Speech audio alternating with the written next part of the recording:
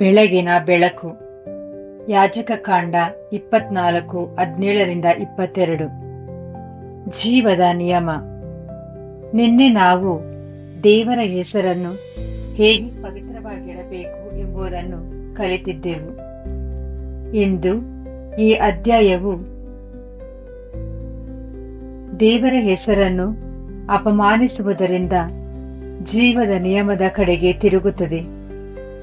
ಯೆಹೋವನು ಜೀವನ, ಮರಣ, ನಷ್ಟ ಮತ್ತು ನ್ಯಾಯದ ಬಗ್ಗೆ ಮಾತನಾಡುತ್ತಾನೆ. ಮೊದಲ ನೋಟಕ್ಕೆ ಇದರ ವಿಷಯ ಬದಲಾವಣೆಯಂತೆ ಕಾಣಿಸಬಹುದು, ಆದರೆ ಬದಲಾವಣೆ ಹಾಗಲ್ಲ. ಯೆಹೋವನು ತನ್ನ ಜನರಿಗೆ ಹೇಗೆ ಆರಾಧಿಸಬೇಕೆಂದು ತೋರಿಸುವಾಗ ಅವರು ಹೇಗೆ ಬದುಕಬೇಕು ಎಂಬುದನ್ನು ತೋರಿಸುತ್ತಾನೆ. ದೀಪವನ್ನು ನಿರಂತರವಾಗಿ ಉರಿಯುವಂತೆ ಮಾಡಿ ಎಂದು ಹೇಳುವ ಅದೇ ದೇವರು ನಿಮ್ಮ ನಡುವೆ ಕೆಟ್ಟದ್ದನ್ನು ಹರಡಲು ಬಿಡಬೇಡಿ ಎಂದು ಹೇಳುತ್ತಾನೆ.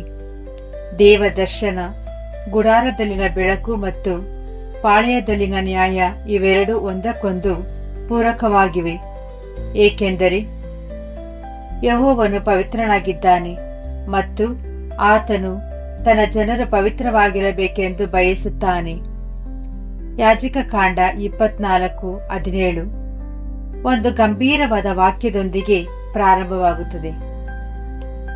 ಮನುಷ್ಯನನ್ನು ಕೊಂದವನಿಗೆ ಮರಣದಂಡನೆಯಾಗಬೇಕು. ಈ ನಿಯಮವು ಸಿನಾಯಿ ಬೆಟ್ಟದ ಬಳಿಗೆ ಪ್ರಾರಂಭವಾಗುವುದಲ್ಲ. ಜಲಪ್ರಯಾಣದ ನಂತರ ನೋಹನ ಮೂಲಕ ಹೊಸ ಜಗತ್ತು ಪ್ರಾರಂಭವಾದಾಗ ಇದನ್ನು ಮೊದಲು ಹೇಳಲಾಯಿತು. ಯೆಹೋವನು ಹೀಗೆ ಹೇಳಿದನು, ನರಹತ್ಯೆ ಮಾಡುವವನು ಮನುಷ್ಯನಿಂದಲೇ ಹತನಾಗುವನು, ಏಕೆಂದರೆ ದೇವರು ಮನುಷ್ಯನನ್ನು ತನ್ನ ಸ್ವರೂಪದಲ್ಲಿಯೇ ಉಂಟುಮಾಡಿದನು. ಆದಿಕಾಂಡ 9:6.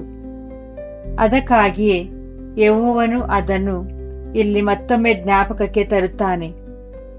ಇಸ್ರಾಯೇಲ್ ಜನಾಂಗವನ್ನು ತನ್ನ ಸನ್ನಿಧಿಗೆ ಹತ್ತಿರವಾಗಿ ಜೀವಿಸುವ ಜನಾಂಗವಾಗಿ ರೂಪಿಸಲಾಗುತ್ತಿದೆ. ಮಾನವ ಜೀವನವನ್ನು ಹಗುರವಾಗಿ ಕಂಡರೆ ಇಡೀ ಪಾಳೆಯವು ಹಿಂಸಾತ್ಮಕ, ಅಸುರಕ್ಷಿತ ಮತ್ತು ಭ್ರಷ್ಟವಾಗುತ್ತದೆ. ಮನುಷ್ಯನಲ್ಲಿರುವ ತನ್ನ ಬೆಳೆಯುತ್ತಿರುವ ಸ್ವರೂಪದ ಮೌಲ್ಯವನ್ನು ರಕ್ಷಿಸಲು ಯೆಹೋವನು ಈ ನಿಯಮವನ್ನು ಪುನರಾವರ್ತಿಸುತ್ತಾನೆ.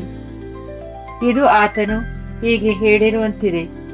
ಇದು ಕೇವಲ ಒಂದು ನಿಯಮವಲ್ಲ, ಇದೊಂದು ಅಡಿಪಾಯ. ಮನುಷ್ಯನನ್ನು ತನ್ನ ಸ್ವರೂಪದಲ್ಲಿ ಸೃಷ್ಟಿಸಿರುವುದರಿಂದ ಜೀವವು ಅಮೂಲ್ಯವಾಗಿದೆ.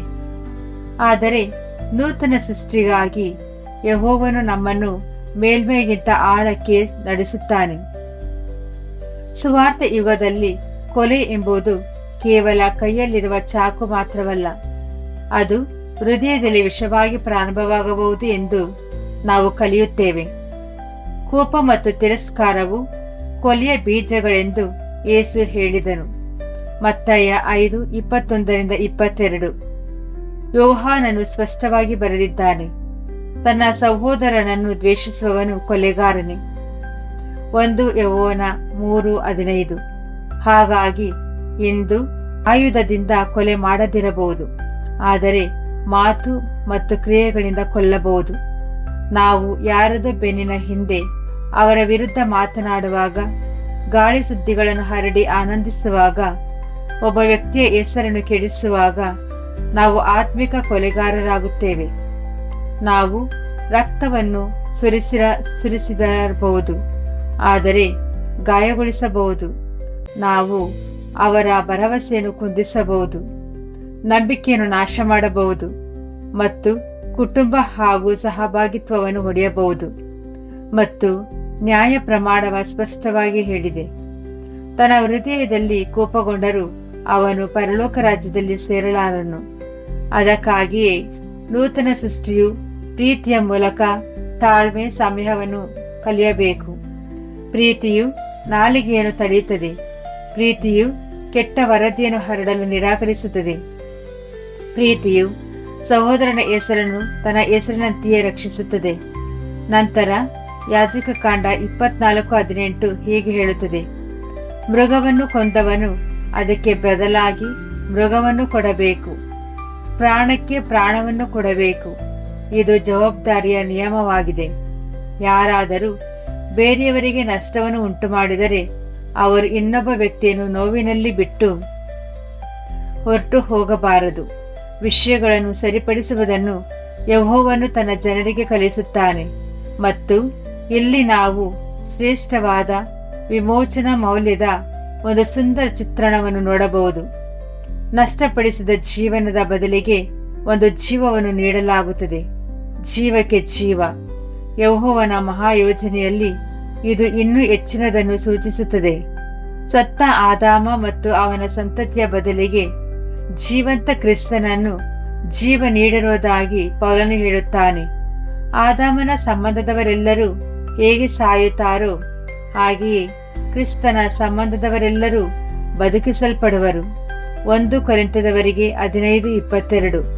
ಮತ್ತು ಆತನು ಎಲ್ಲರ ವಿಮೋಚನೆಗಾಗಿ ತನ್ನನ್ನೇ ಮೌಲ್ಯವಾಗಿ ಒಪ್ಪಿಸಿಕೊಟ್ಟನು. 1 ತಿಮೋಥೆಯನಿಗೆ 2:6.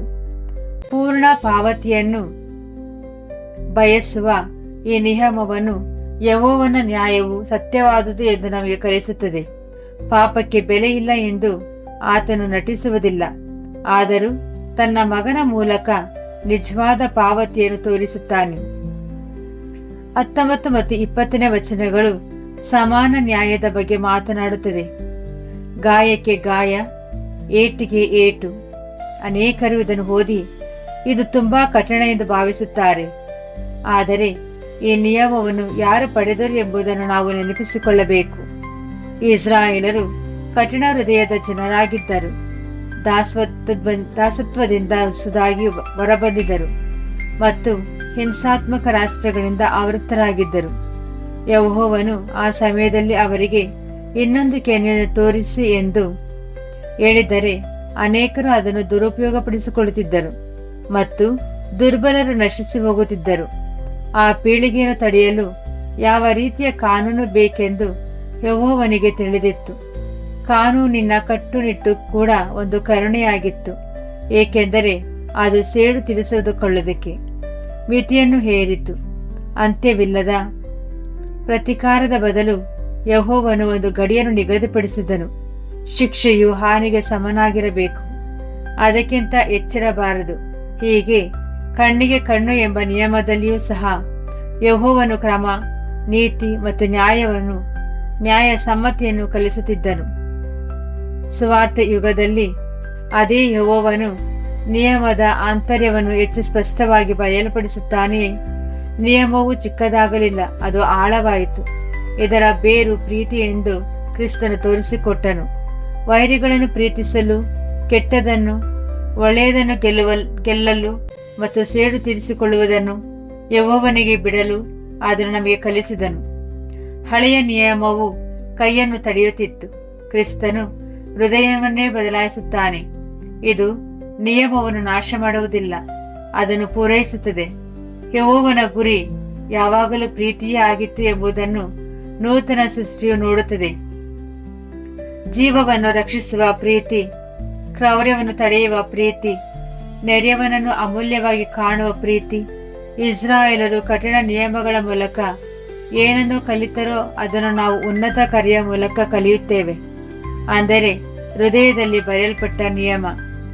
21ನೇ ವಚನವು ಅದೇ ಮಾನದಂಡವನ್ನು ಪುನರಾವರ್ತಿಸುತ್ತದೆ. ಪ್ರಾಣಿಯನ್ನು ಕೊಂದರೆ ಅದಕ್ಕೆ ಬೆಲೆ ತರಬೇಕು, ಆದರೆ ಮನುಷ್ಯನನ್ನು ಕೊಲ್ಲುವವನು ಸಾಯಲೇಬೇಕು. ಮತ್ತು ಇಲ್ಲಿ ನಾವು ಯೆಹೋವನ ಅಂತಿಮ ತೀರ್ಪಿನ ಪ್ರವಾದನ ನೆರಳನ್ನು ಸಹ ನೋಡಬಹುದು. ಸೈತಾನನು ಆರಂಭದಿಂದಲೂ ಕೊಲೆಗಾರನಾಗಿದ್ದನು ಎಂದು ಶಾಸ್ತ್ರ ಹೇಳುತ್ತದೆ. ಯೋಹಾನ 8:44.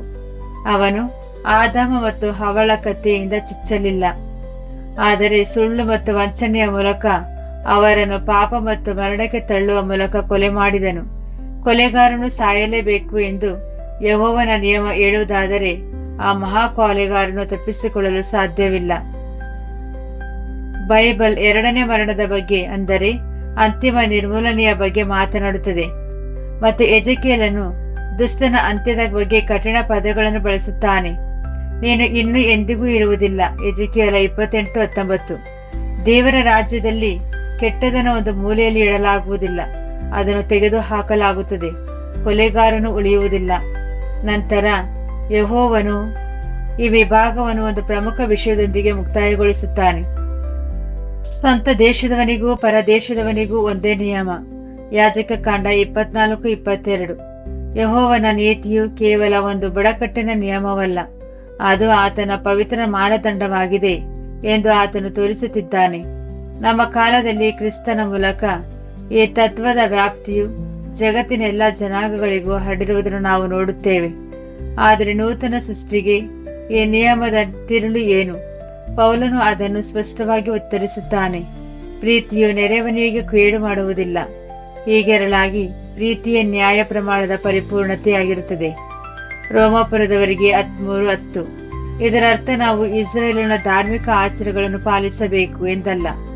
ಇದರರ್ಥ ಯೆಹೋವನ ನಿಯಮದ ಸಾರಾಂಶವಾದ ಆತನ ನೀತಿಯು ಪ್ರೀತಿಯ ರೂಪದಲ್ಲಿ ನಮಗೆ ಬರುತ್ತದೆ. ಪ್ರೀತಿ ದುರ್ಬಲವಲ್ಲ, ಪ್ರೀತಿಯ ನಿಯಮದ ನಿಜವಾದ ಶಕ್ತಿ. ಆದ್ದರಿಂದ ಇಂದು ನಮಗೆ ಇರುವ ಪಾಠವು ಸರಳವಾಗಿದೆ, ಆದರೆ ಆಳವಾಗಿ ಪರೀಕ್ಷಿಸುವಂತಿದೆ. ನಾವು ಅಂತ್ಯದಲ್ಲಿ ಕೊಲೆಗಾರರಾಗಬಾರದು. ನಾವು ನಮ್ಮ ನಾಲಿಗೆಯನ್ನು ಚಾಕುಗಳಂತೆ ಬಳಸಬಾರದು. ಜೀವವನ್ನು ರಕ್ಷಿಸುವ, ಹಾನಿಯಾದುದನ್ನು ಸರಿಪಡಿಸುವ, ದ್ವೇಷವನ್ನು ನಿರಾಕರಿಸುವ ಮತ್ತು ಪವಿತ್ರರ ಸಹಭಾಗಿತ್ವವನ್ನು ಕಾಯುವ ಆ ಪ್ರೀತಿಯ ರಾಜಧರ್ಮವನ್ನು, ಅಂದರೆ ನ್ಯಾಯ ಪ್ರಮಾಣವನ್ನು ಬಿಟ್ಟು ಈಗ ಕ್ರಿಸ್ತನಿಂದಾಗಿ ಪ್ರೀತಿಯ ಪ್ರಮಾಣವನ್ನು ಪೂರೈಸಲು ನಾವು ಕರೆಯಲ್ಪಟ್ಟಿದ್ದೇವೆ. ನಾವು ನಮ್ಮ ಕೈಗಳಿಗೆ ಅಥವಾ ಹಣೆಗೆ ಏನನ್ನಾದರೂ ಕಟ್ಟಿಕೊಳ್ಳುವುದಾದರೆ ಅದು ಇದೇ ಆಗಿರಲಿ. ನಾವು ಮಾಡುವ ಕೆಲಸದಲ್ಲಿ ಪ್ರೀತಿಯನ್ನು ನೆನಪಿಸಿಕೊಳ್ಳುವುದು ಮತ್ತು ನಾವು ಯೋಚಿಸುವುದರಲ್ಲಿ ಪ್ರೀತಿಯನ್ನು ನೆನಪಿಸಿಕೊಳ್ಳುವುದು. ನೂತನ ಸೃಷ್ಟಿಯು ಕೇವಲ ಹೊಳೆಯಲು ಮಾತ್ರವಲ್ಲ, ಶುದ್ಧವಾಗಿರಲು ಕರೆಯಲ್ಪಟ್ಟಿದೆ. ಅಂದರೆ ಮಾತಿನಲ್ಲಿ ಶುದ್ಧತೆ, ಉದ್ದೇಶದಲ್ಲಿ ಶುದ್ಧತೆ ಮತ್ತು ಹೃದಯದಲ್ಲಿ ಶುದ್ಧತೆಗಳಿಂದ ತುಂಬಿರಬೇಕು. ಏಕೆಂದರೆ ಯೆಹೋವನು ತನ್ನ ಸನ್ನಿಧಿಯಲ್ಲಿ ಜೀವಿಸುವ ಜನರನ್ನು ನಿರ್ಮಿಸಿದ್ದಾನೆ. ತಂದೆಯಾದ ಯೆಹೋವನೇ, ನಿನ್ನ ಪ್ರೀತಿಯನ್ನು ನಮ್ಮ ಹೃದಯಗಳಲ್ಲಿ ಇರಿಸು ಮತ್ತು ನಮ್ಮ ನಾಲಿಗೆಯನ್ನು ಕಾಯು. ಗುಪ್ತ ದ್ವೇಷ, ಚಾಡಿ ಮತ್ತು ಎಲ್ಲ ಆತ್ಮಿಕ ಕೊಲೆಗಳಿಂದ ನಮ್ಮನ್ನು ರಕ್ಷಿಸು.